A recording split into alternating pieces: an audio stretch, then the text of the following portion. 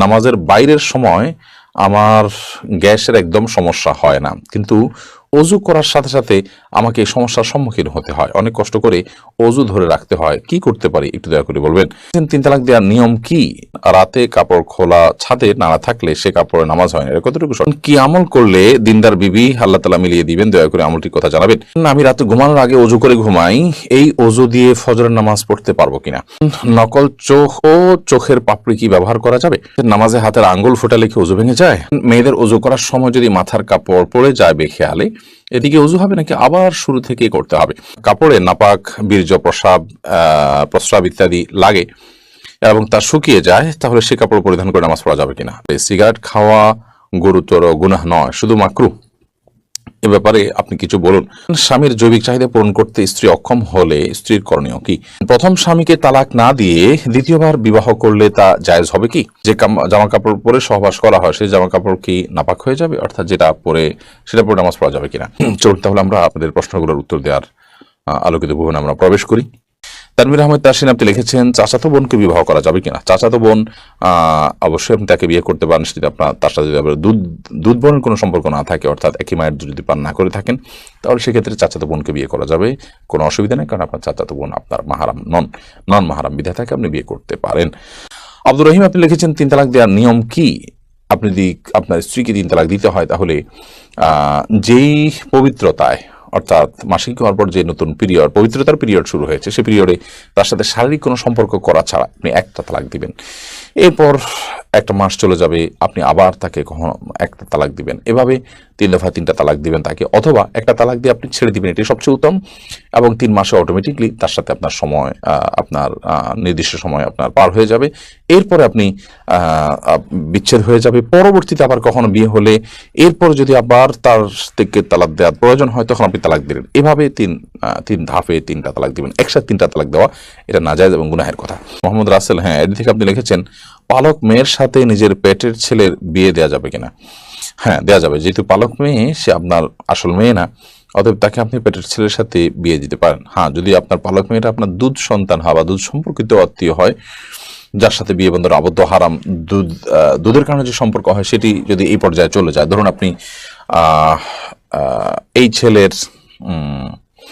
ছেলের বোনের দুধ আপনি পান করেছেন, তাহলে তো সে আপনার দুধ ভাই, যার কারণে তাকে আপনি বিয়ে করা জায়েজ হবে না। তো এরকম কিছু যদি না হয়, জাস্ট পালক মেয়ে, তাকে আপনি লালন পালন করেছেন, আপনার দুধ পান করেনি সে, তাহলে সেক্ষেত্রে, বা এই ছেলের সাথে আপনার যে ছেলে হয়েছে তার সাথে তার দুধের কোনো সম্পর্ক নেই সরাসরি, তাহলে সেক্ষেত্রে তার সাথে বিয়ে দিতে কোনো অসুবিধা নেই। এমনি সেলিম রেজা কাজল আপনি লিখেছেন, যে জামা কাপড় পরে সহবাস করা হয় সেই জামা কাপড় কি নাপাক হয়ে যাবে, অর্থাৎ যেটা পরে সেটা পরে নামাজ পড়া যাবে কিনা? যা কাপড় চোপড় পরে সহবাস করলেই সেটা নাপাক হয়ে যাবে না, যদি সেখানে নাপাক লাগে তাহলে সেক্ষেত্রে সেটা নাপাক হবে, আর যদি নাপাক না লাগে তাহলে সেটা নাপাক হবে না। অতএব এটি নির্ভর করবে যে নাপাকটা লেগেছে কি লাগেনি তার উপরে। রোবাই আমিন মৌরি এই আইডি থেকে আপনি লিখেছেন, প্রথম স্বামীকে তালাক না দিয়ে দ্বিতীয়বার বিবাহ করলে তা জায়েজ হবে কি? দ্বিতীয় বিয়ে যদি জায়েজ না হয়, তাহলে প্রথম স্বামী তার জন্য জায়েজ থাকবে কিনা দয়া করে জানাবেন। প্রথম স্বামীর সাথে যদি বিচ্ছেদ না হয়, তাহলে দ্বিতীয়বার যদি কোনো নারী বিয়েতে আবদ্ধ হন, তাহলে সেটি জায়েজ হবে না, পরে বিয়েটা বাতিল হিসেবে গণ্য হবে, এটা বিয়েই না, যার কারণে সেটি আপনার কার্যকরী হবে না। আর দ্বিতীয় বিয়ে জায়েজ না থাকার কারণে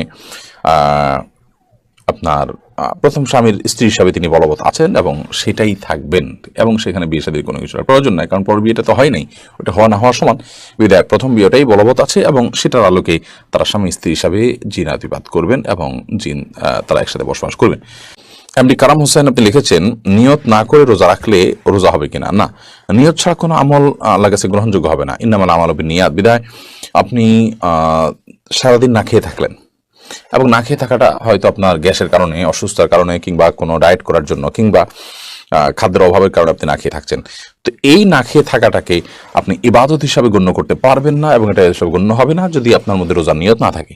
হ্যাঁ, আপনি যেটাকে যথাসময় রোজার নিয়ত করেছেন, দুপুরে 10টা পর্যন্ত 9টা পর্যন্ত আপনি খান নাই, এরপরে আপনি নিয়ত করেছেন, ঠিক আছে আজকে তাহলে আমি রোজা রাখলাম, এই যে নিয়ত করলাম, রোজা রাখলাম যে আমি না খেয়ে থাকছি আল্লাহকে খুশি করার জন্য, এটা একটা ইবাদত, সেই হিসাবে না খেয়ে থাকছি, তাহলে সেক্ষেত্রে আপনার সওয়াব হবে। এরপরে সাবিহা জাহান লিখেছেন, স্বামীর জৈবিক চাহিদা পূরণ করতে স্ত্রী অক্ষম হলে স্ত্রীর করণীয় কি? যদি স্ত্রী স্বামীর জৈবিক চাহিদা পূরণ করতে অক্ষম হন তাহলে সেক্ষেত্রে স্বামীকে একাধিক বিয়ের ক্ষেত্রে তিনি সহযোগিতা করবেন এবং স্বামীর চরিত্র হেফাজত করা একটা গুরুত্বপূর্ণ বিষয় এবং বিয়ের অন্যতম লক্ষ্য এটি। তো সে লক্ষ্য যদি পূরণে অপারগ হন তিনি তাহলে সেক্ষেত্রে স্বামী গুনাহের দিকে যেতে পারেন, চরিত্র নষ্ট হতে পারে। সেই জায়গা থেকে স্বামীর জন্য দ্বিতীয় বা তৃতীয় স্ত্রীর ব্যবস্থা করা এবং সেটার জন্য মানসিক সম্মতি দেওয়া, তাকে সহযোগিতা করা, এটা কর্তব্যের অংশ। এরপরে সাবিহা জাহান লিখেছেন, স্বামীর জৈবিক চাহিদা পূরণ করতে স্ত্রী অক্ষম হলে স্ত্রীর করণীয় কি? যদি স্ত্রী স্বামীর জৈবিক চাহিদা পূরণ করতে অক্ষম হন তাহলে সেক্ষেত্রে স্বামীকে একাধিক বিয়ের ক্ষেত্রে তিনি সহযোগিতা করবেন এবং স্বামীর চরিত্র হেফাজত করা একটা গুরুত্বপূর্ণ বিষয় এবং বিয়ের অন্যতম লক্ষ্য এটি। তো সে লক্ষ্য যদি পূরণে অপারগ হন তিনি তাহলে সেক্ষেত্রে স্বামী গুনাহের দিকে যেতে পারেন, চরিত্র নষ্ট হতে পারে। সেই জায়গা থেকে স্বামীর জন্য দ্বিতীয় বা তৃতীয় স্ত্রীর ব্যবস্থা করা এবং সেটার জন্য মানসিক সম্মতি দেওয়া, তাকে সহযোগিতা করা, এটা কর্তব্যের অংশ। তাসলিমা খানম আপনি লিখেছেন, রাতে কাপড় খোলা ছাদে নাড়া থাকলে সে কাপড়ে নামাজ হয় না, এটা কতটুকু সঠিক? না, এরকম কোনো কথা সঠিক নয়। যদি রাতে কাপড় খোলা ছাদে থাকে বা খোলা বারান্দা থাকে তাতে নামাজ হয়ে যাবে। নাপাক লাগলে সেটা নামাজ হবে না। এখানে নাপাক লেগেছে, তার কোনো প্রমাণ তো নেই, বিধায় এ ধরনের কথা বিশ্বাস করার কোনো কারণ নেই। এমনি সবুজ আপনি লিখেছেন, কি আমল করলে দিনদার বিবি আল্লাহ তাআলা মিলিয়ে দিবেন, দয়া করে আমলটির কথা জানাবেন। নেককার স্ত্রী পাওয়ার জন্য নিজে নেককার হওয়ার চেষ্টা করবেন, নেককার মানুষদের সাথে উঠা বসা করবেন, সেরকম চেইন মেনটেন করবেন যারা নেককার, তাহলে তাদের মাধ্যমে আপনি নেককার স্ত্রীর সন্ধান পাবেন। সেই সাথে সূরা ফুরকানের ৭৪ নম্বর আয়াতে যে দোয়া আছে সেটি পাঠ করবেন, নিজের জীবন সঙ্গী যেন নেককার হয়। রব্বানা হাব লানা মিন আজওয়াজিনা ওয়া যুররিয়াতিনা কুররাতা আয়ুন ওয়াজআলনা লিল মুত্তাকিনা ইমামা, বিশেষ করে পড়বেন। তামিম আলিফ আপনি লিখেছেন, রোজা রেখে থুতু গিলে ফেললে কি রোজা ভেঙে যাবে? রোজা রেখে যদি আপনি থুতু গিলে ফেলেন রোজা ভাঙবে না, তবে থুতু একত্র করে এরপর আপনি গিলছেন, এরকমটি করা অনুচিত এবং মাকরুহ। তামিম আলিফ আপনি লিখেছেন, আমি রাতে ঘুমানোর আগে অজু করে ঘুমাই, এই অজু দিয়ে ফজরের নামাজ পড়তে পারবো কিনা? রাতে আপনি ঘুমানোর আগে অজু করে ঘুমান, খুব ভালো কথা, কিন্তু আপনি যখন ঘুমিয়ে পড়েন তখন তো আপনার অজু ভঙ্গ হয়ে যায়। বিধায় এই অজু দিয়ে আপনি ফজর নামাজ কিভাবে পড়বেন? আপনাকে আবার ফজর নামাজ পড়তে হবে। মানুষ ঘুমিয়ে গেলে সেই ঘুম তার অজু ভঙ্গের কারণ হয়। সাইদা আক্তার আপনি লিখেছেন, মেয়েদের অজু করার সময় যদি মাথার কাপড় পড়ে যায় বেখেয়ালে, এদিকে অজু হবে নাকি আবার শুরু থেকে করতে হবে? মেয়েদের মাথার কাপড় পরার কারণে অজুর কোনো ক্ষতি হবে না এবং অজু অবস্থায় মাথা কাপড় থাকাও কোনো জরুরি বা আবশ্যক কোনো বিষয় নয়। বরং আমাদের মনে রাখতে হবে যে মেয়েদের অজু করার সময় যখন তারা মুখ ধৌত করবেন তখন তাদের তো চুলের গোড়া পর্যন্ত, কানের লতি পর্যন্ত পৌঁছাতে গিয়ে কাপড় ভিজে যেতে পারে, তখন বরং মাথার কাপড় খোলাটা অযৌক্তিক নয়, বিশেষ করে যখন কোনো মাহরাম পুরুষ তাকে দেখার কোনো আশঙ্কা না থাকবে।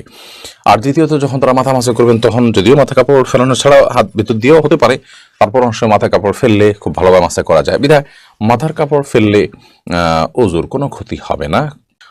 ওম্মে ফারহান আপনি লিখেছেন, নকল চোখ ও চোখের পাপড়ি কি ব্যবহার করা যাবে? না, এগুলো আল্লাহ সৃষ্টিতে পরিবর্তনে সামিল হবে এবং সাজগোজ এই গণ্ডিতে থেকে যে করা যাবে এটা তার মধ্যে পড়ে না। এটা হলো একরকম আপনার লৌকিকতার বাইরেও, এটা হলো এক ধরনের মানুষকে ধোকায় ফেলে দেওয়া, যা বাস্তব নয় সেটা প্রকাশ করা। এরপরে মেহরুবা হক আপনি লিখেছেন, নামাজে হাতের আঙ্গুল ফোটালে কি অজু ভেঙে যায়? নামাজে যদি হাতের আঙ্গুল ফোটানো হয় তাতে অজু ভাঙবে না, সালাতও ভাঙবে না, কিন্তু এটা মাকরুহ হবে এবং সালাতকে ত্রুটিযুক্ত করবে। কারণ প্রথমত এমনিতেই আঙ্গুল ফোটানো এটা ভালো কোনো বিষয় নয়। দ্বিতীয়ত সালাতের মধ্যে যেটা করবেন সেটা আপনার সালাতের যে খুজু আছে সে খুজুর খেলাফ হবে, যে পরিমাণ নীরবতার সাথে সালাত করা দরকার তার পরিপন্থী হবে, তাই সেটি করা উচিত হবে না। মোহাম্মদ আব্দুর রাজ্জাক আপনি লিখেছেন, যদি কাপড়ে নাপাক, বীর্য, প্রস্রাব ইত্যাদি লাগে এবং তা শুকিয়ে যায় তাহলে সে কাপড় পরিধান করে নামাজ পড়া যাবে কিনা? বীর্য যদি লাগে, সে বীর্যকে যদি শুকিয়ে যায় এবং শক্ত হয়ে যায়, সেটাকে খুঁচিয়ে খুঁচিয়ে যদি উঠে ফেলানো যায় তাহলে তাদের সালাত আদায় করা যাবে, যদিও কিছু আলামত তাও থেকে যেতে পারে। তারপর সেখানে সালাত আদায় করা যেতে পারে। বীর্য পবিত্র করার জন্য পানিতে পবিত্র করাই যাবে, আর এর বাইরে এরকম খুঁচিয়ে খুঁচিয়ে তুলে ফেলা এটাও বীর্য পবিত্র করার একটা পদ্ধতি। আর প্রস্রাব এবং এই জাতীয় নাপাক যেগুলো লাগে, যেগুলো খুঁচিয়ে ওঠার মতো নয়, সেগুলো লাগার পর ওই কাপড়কে ধুইতে হবে, ধোয়ার পর সেটি পাক হবে, যে জায়গা লেগেছে সেই জায়গাটুকু ধুলেই ইনশাআল্লাহ বিদিনা পাক হয়ে যাবে, অর্থাৎ নাপাকটা দূর করতে হবে। এমনি আমির হোসেন আপনি লিখেছেন, নামাজের বাইরের সময় আমার গ্যাসের একদম সমস্যা হয় না, কিন্তু অজু করার সাথে সাথে আমাকে এই সমস্যার সম্মুখীন হতে হয়, অনেক কষ্ট করে অজু ধরে রাখতে হয়, কি করতে পারি একটু দয়া করে বলবেন। নামাজের বাইরের সময় গ্যাসের সমস্যা হয় না, কিন্তু নামাজ দাঁড়ালে শুরু হয়ে যায়। এটা কোনো দুষ্টজিনের উপদ্রব কিনা, ব্ল্যাক ম্যাজিকের কারণে কিনা, সেটা আপনার দেখা দরকার, এবং সেটার জন্য আপনি রাকিদের শরণাপন্ন হয়ে ট্রিটমেন্ট করা উচিত। বিশেষ করে কোরআন কারিমের তেলাওয়াত জিকির পরিমাণ বাড়িয়ে দেওয়া উচিত। কিন্তু সালাতের মধ্যে আপনাকে অজু ধরে রাখতেই হবে, কারণ অজু আপনার ছুটে গেলে আবার নতুন করে অজু করে আপনাকে সালাত আদায় করতে হবে।